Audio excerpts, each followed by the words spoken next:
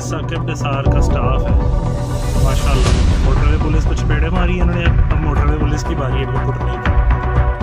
और इन लोगों ने गुस्सा ये किया कि आपने बैरियर नीचे क्यों किया है, हमारी गाड़ी वो स्टिकर लगा हुआ है तो हमारी गाड़ी गुजर क्यों नहीं गई, ये ई टैग लगा हुआ है तो वो नीचे क्यों आया डिवाइडर।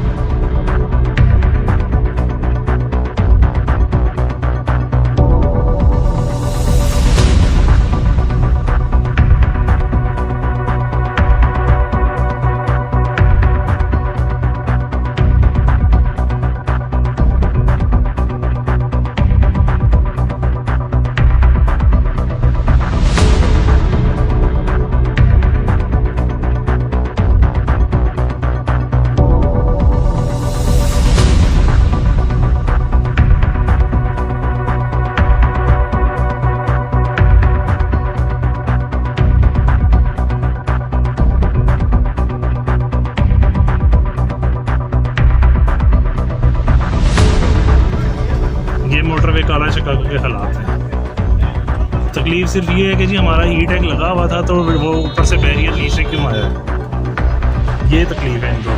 बैरियर खुद ब खुद उठ क्यों नहीं गया। इस बात पर इन्होंने गालियाँ दी, मारा पहले इन्होंने मोटरवे पुलिस को, फिर मोटरवे पुलिस ने इनकी ठुकाई की जिसकी बड़ी खुशी हुई है।